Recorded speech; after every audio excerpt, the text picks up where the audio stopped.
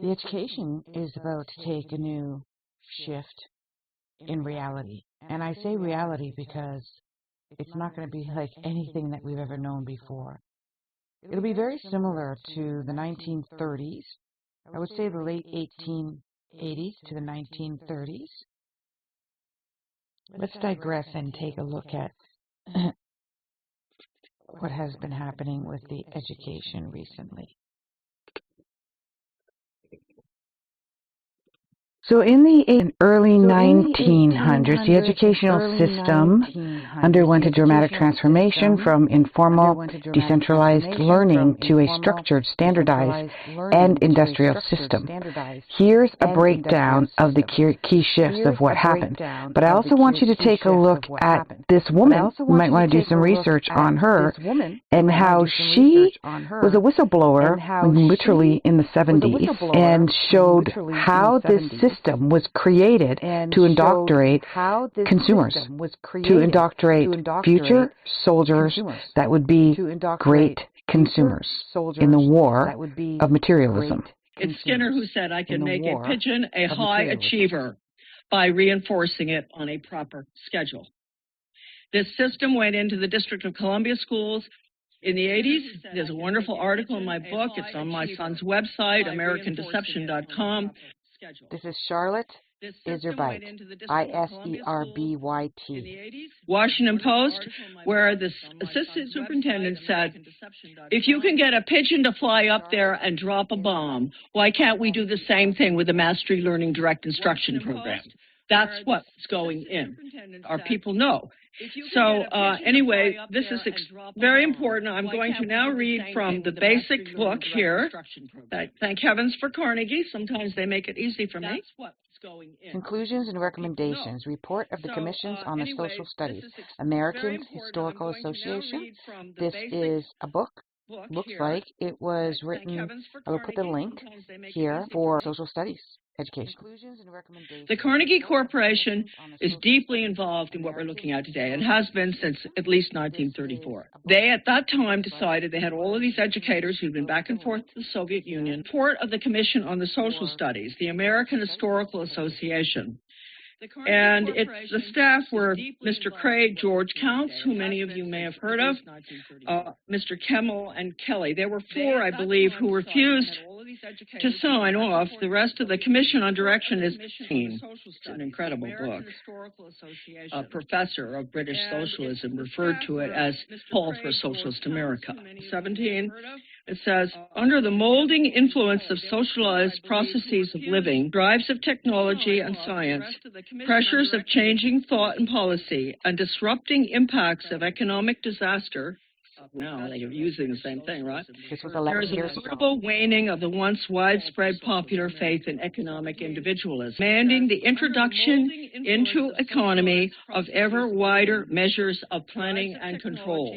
9. Cumulative evidence supports the conclusion that in the United States, as in other countries, this is 1934, think about it, right after the Depression. The age of individualism and laissez-faire in economy and government is closing, and that a new age of collectivism is emerging. This is a little sentence here. I'm not going to go on much more. Unbelievable book. But this just says, in any event, the Commission is convinced by its interpretation of available empirical data that the actually integrating economy of the present day is the forerunner of a consciously integrated society in which individual economic actions and individual property rights will be altered and abridged. If you take a look at my interview with David Richards, who is pioneering a new project of micro schools that will be solely integrated into the American soils. I think there's about 10 to 12 schools right now. I see 30 schools landing. He's not the only project that is allowing the average citizen, you don't have to be a teacher or a former principal, is to open up micro schools. And this will take you out of the matrix of the system. But this is what blew me away. Listen to this now. Carnegie did that for all of us. Every 5 years, they have funded tax-exempt. Our money has gone into testing, the NAEP, National Assessment. It's gone into the Education Commission of the States, which was a regional entity which allowed a central office in Denver to have a legislator from each state legislature, the Education Committee, serving on that, 50 of them. They would take the draft legislation back from Denver and implement it around the country. That's why we have people talk about standards. It's a joke.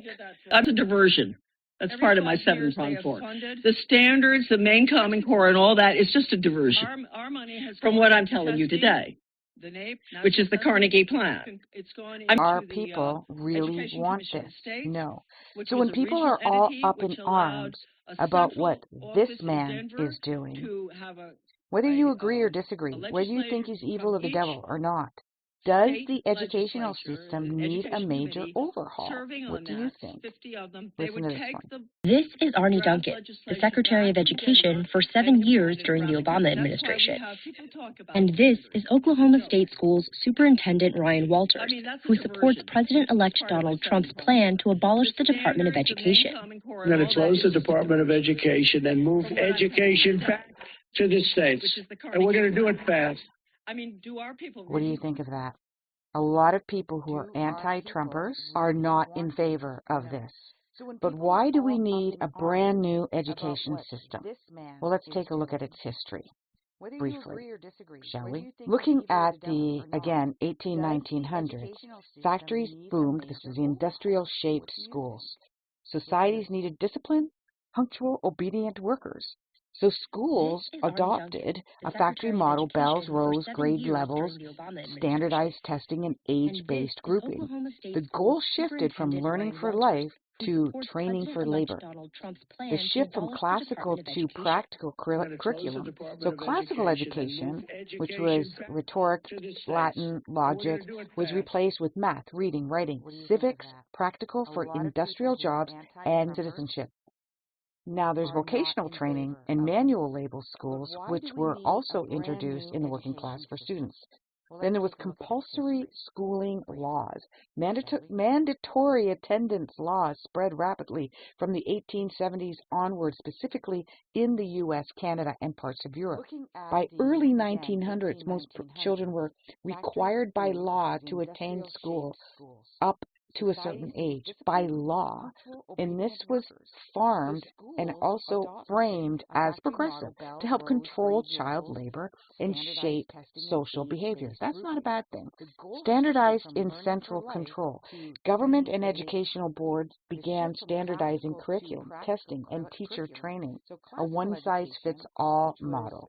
And then there was John Dewey, versus the system, philosopher and reformer philosophers John Dewey advocated for experimental learning, creativity, and a democratic classroom, but his ideas were often drowned out by growing system to reroute the monetization and conformity of our future adults.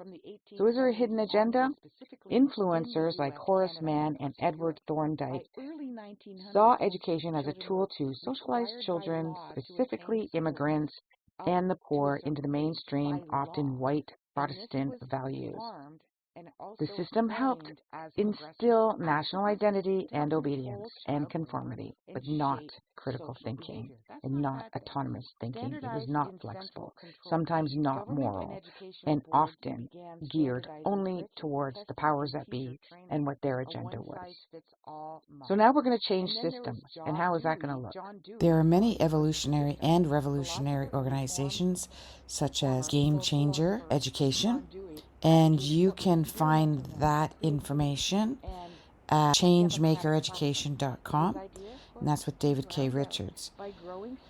There are several other ones around the world, and specifically in the United States as well, that are changing the game in the educational system.